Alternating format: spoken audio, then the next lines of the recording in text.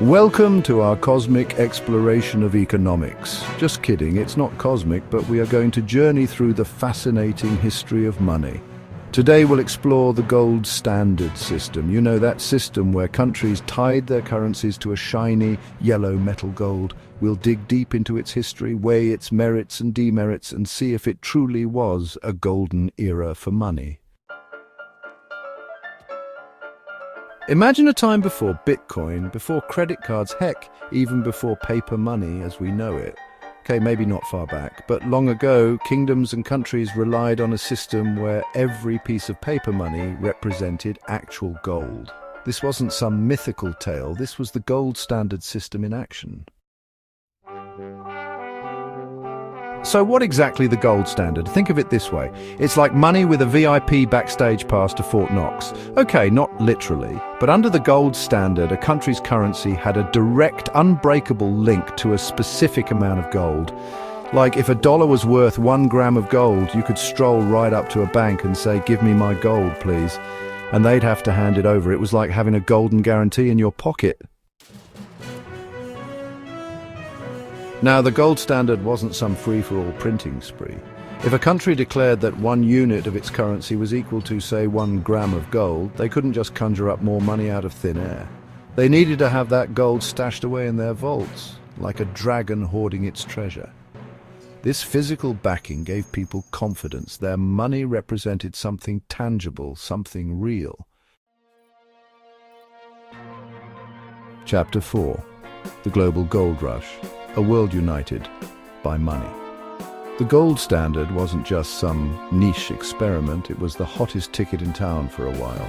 Major players on the world stage, like Great Britain and the United States, embraced it during the 19th and early 20th centuries. It was like the economic glue that held international trade together. See? With fixed exchange rates based on gold, everyone knew where they stood, making global business less of a gamble. Chapter 5. Economic Stability, Keeping Inflation at Bay. One of the gold standard's superpowers was its ability to keep those pesky price hikes in check. Inflation, you see, is like that friend who always eats all the snacks but never chips in for more. Not cool inflation, not cool. But the gold standard acted like a strict chaperone, limiting how much money a country could print. This kept inflation from running wild, bringing a sense of predictability to prices. Chapter 6. Fixed exchange rates, making trade a breeze. Imagine trying to buy a souvenir while on vacation but constantly having to recalculate the exchange rate. A headache, right? Well, the gold standard acted like a universal translator for money. Since currencies were pegged to gold, exchange rates between countries remained relatively stable. This made international trade smoother than a freshly paved road, encouraging countries to do business with each other. Chapter 7. Remember that strict chaperone analogy about inflation? Well, the gold standard also kept governments on a tight leash when it came to spending.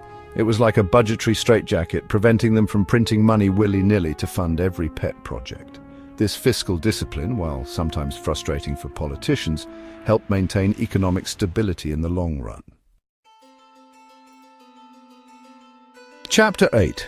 In a world of complex financial instruments, the gold standard offered something refreshingly simple: trust. People understood the value of gold. It was tangible, it was durable, it had been a store of value for centuries. This gave them confidence in their money. It wasn't just paper, it represented something real, something with inherent worth. Chapter 9. But even the shiniest system has its flaws. The gold standard, for all its stability, could be as rigid as a statue when it came to economic crises. Imagine a sudden recession or, heaven forbid, a war. Governments needed to act fast, to pump money into the economy to keep it afloat.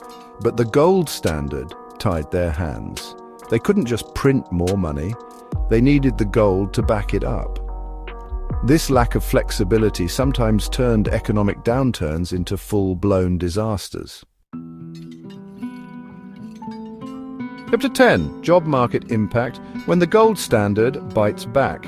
Remember how the gold standard kept inflation in check? Well, sometimes it went a bit too far, leading to something called deflation.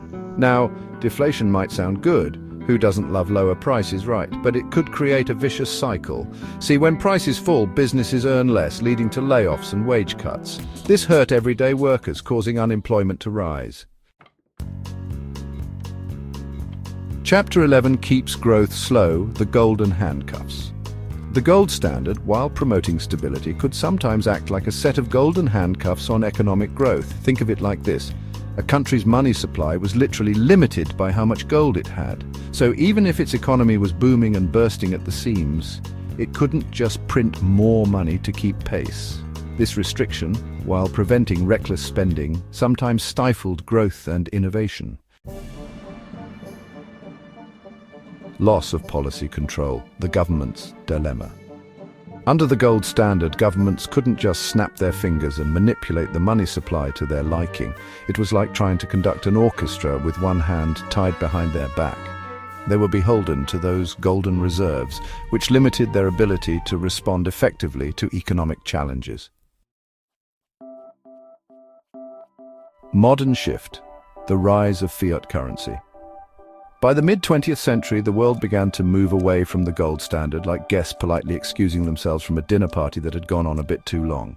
Countries started adopting what's called fiat currency, where money's value isn't tied to a physical commodity, but rather to the government's promise and the strength of its economy. New era, new system. The debate continues. Today we live in a world of fiat currencies, where central banks and governments have more flexibility in managing their economies. But the ghost of the gold standard still lingers. Some argue that returning to a gold-backed system would bring back stability, especially during times of financial turmoil. Others maintain that it's an outdated relic, ill-suited for today's complex world. The golden question. What's the future of money? Thank you for joining us on this journey through the gold standard system. We've explored its origins, its triumphs, and its limitations. Like a gold prospector sifting through dirt, we've unearthed some valuable insights into the nature of money and its role in society.